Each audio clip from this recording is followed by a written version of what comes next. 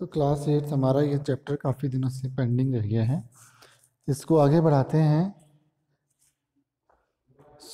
अब हम देखते हैं कि फ्लेमेबल और इनफ्लेमेबल मटेरियल्स हमने देखे थे जिनमें जल्दी आग पकड़ जाती है।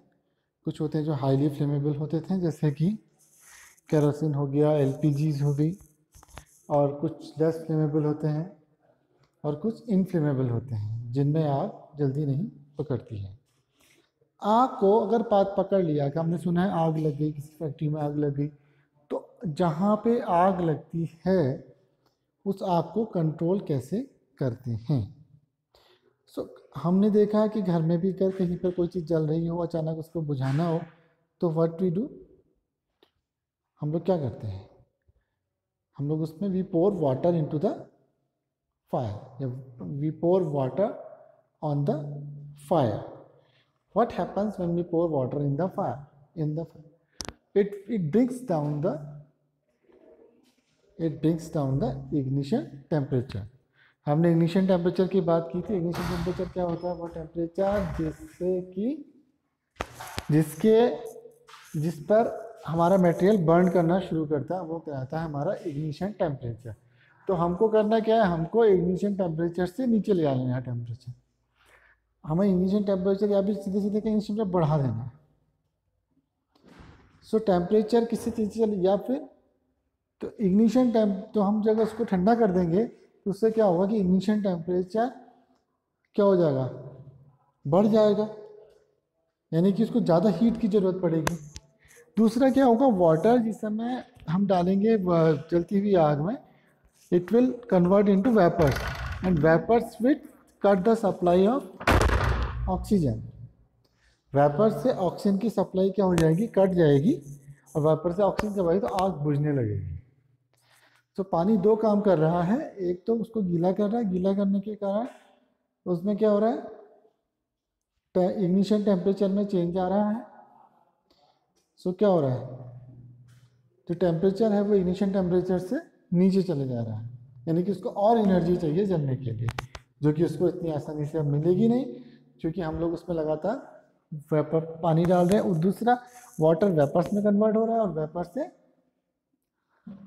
अब वो vapours is cutting the supply of oxygen. So there are three essential requirements for producing fire. Can you list these requirements? These are fuel, air and oxygen and heat to raise the temperature of the fuel beyond the ignition temperature. यही तीन requirement है। क्या requirement है, एक तो fuel होना चाहिए हमको, यानी कि ये जो मटेरियल जो जल सकता है वो होना चाहिए। दूसरा, एयर सप्लाई यानी कि ऑक्सीजन की सप्लाई होनी चाहिए। और तीसरा होना चाहिए हीट। हीट क्या करेगी, जो कि उसके इग्निशन टेम्परेचर का तक उसको पहुंचा सके, उसके इग्निशन टेम्परेचर तक पहुंच सके, के ऊपर चला जाए बल्कि। तो फायर, यही तीन चीज़ें फायर को कंट्रोल करने का काम भी करेंगी। किस तरह से, अगर इन तीन चीज़ों को काटना शुरू करेंगे तो क्या होगा, अगर ये तीन चीज़ें कटनी शुरू हो जाएंगी तो फायर क्या हो जाएगी, कंट्रोल हो जाएगी। तो fire can be controlled by removing one और more of these requirements. The job of fire extinguisher is to cut the supply of air और to bring down the temperature of the fuel और both. तो ये काम किसका है,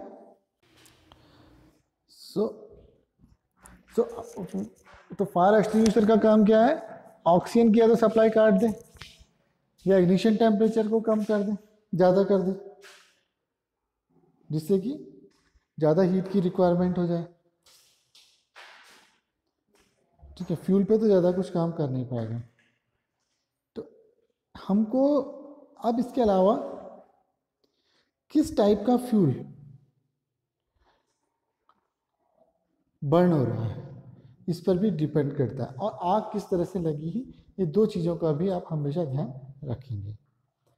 इन दो चीज़ों का क्वेश्चन, क्योंकि अगर आग, सबसे पहले देखिए अगर कहीं पर आग लगी हो तो ये देखा जाता है कि क्या इलेक्ट्रिक सप्लाई है या इलेक्ट्रिक सप्लाई कम हो चुकी है, या शॉर्ट सर्किट से आग लगी है।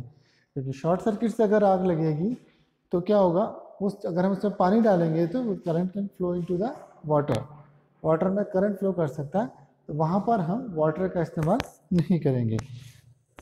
अब हम पढ़ते हैं थोड़ा सा फायर एक्सटिंग्विशर के बारे में। फायर एक्सटिंग्विशर हमारे स्कूल में भी आपने देखा होगा, जो कार्यालय का गेट है उसके पास में फायर एक्सटिंग्विशर एक लगा हुआ है।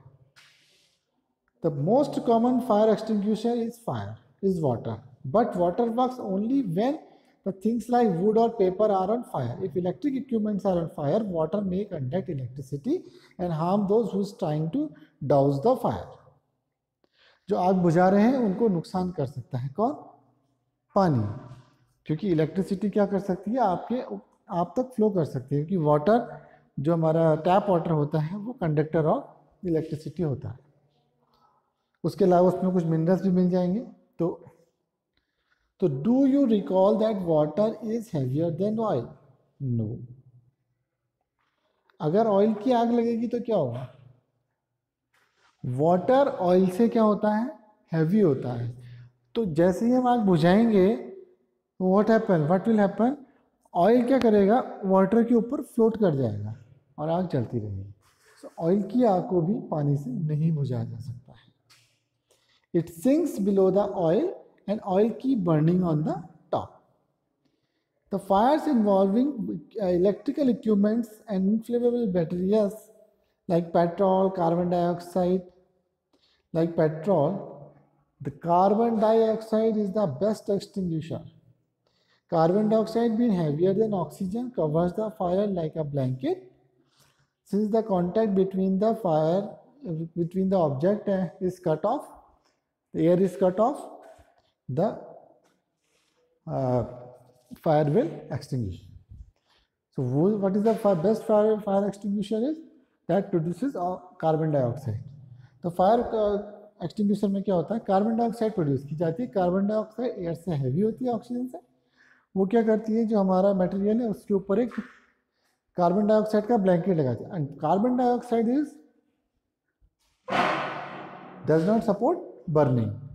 तो वो क्या करती है? ऑक्सीजन की सप्लाई को कट कर देती है। ऑक्सीजन सपोर्ट्स बर्निंग, तो बर्निंग वाला हमारा मटेरियल, एयर कट हो गई। अगर एयर कट हो गई है तो आग बुझ जाएगी। बहुत सिंपल सा स्ट्रेट फॉरवर्ड है। अब देखते हैं कि फायर एक्सटिंग्विशर में होता क्या है। फायर एक्सटिंग्विशर भी कई तरीके के होते हैं, लेकिन बेसिक एम इसमें क्या होता है कि ये क्या प्रोड्यूस करते हैं? Enormous volume of carbon dioxide.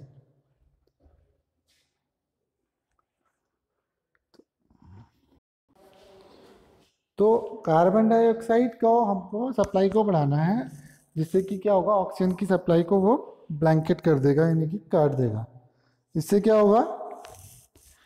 कि फ्यूल का जलना बंद हो जाएगा।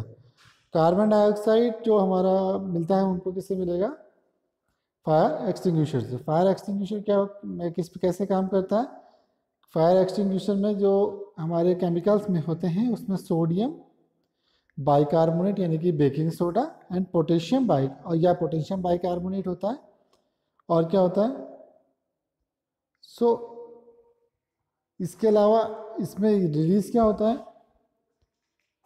Carbon dioxide release and a lot of dry powder of chemical like sodium bicarbonate and potassium bicarbonate near the fire is released. तो ये क्या करेगा? हमारा कंबशन को बंद कर देगा, एयर की सप्लाई को कट कर देगा। ओके, टाइप्स ऑफ कंबशंस कितने तरीके के होते हैं? इसका मतलब क्या है? देखिए, कुछ मटेरियल्स हम देखते हैं कि बहुत तेज़ी से एकदम से जल जाते हैं। जैसे हम देखते हैं कि जो हमारी गैस है घर की, वो एक छोटी सी चिंगारी से भी जल जाती है। इसीलिए हम लोग कहते हैं कि अगर घर में गैस लीक हो रही हो तो कोई भी इलेक्ट्रिक स्विच को भी ऑन नहीं करना है। सबसे पहले अपने घरों की खिड़कियों को खोल देना है, क्योंकि ये हाईली इन्फ्लेमेबल है। ठीक, अब पढ़ते हैं टाइप ऑफ कंबशन।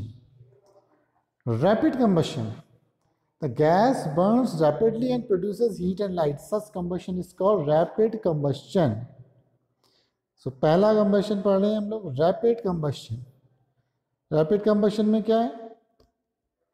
जो बहुत तेज़ी से हीट एंड लाइट प्रोड्यूस करता है। सच कंबशंस आर कॉल्ड रैपिड कंबशंस, और कई बार ये रैपिड कंबशंस अनकंट्रोलेबल हो जाते हैं एंड ऐसे बिहेव करते हैं जैसे explosion.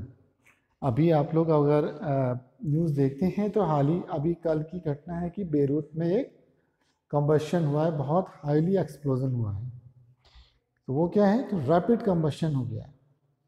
These are substances like phosphorus which burns in air at room temperature। तो रूम टेम्परेचर पे ही जल जाते हैं, इतनी ज़्यादा हाईली इन्फ्लेमेबल होते हैं इनके, मतलब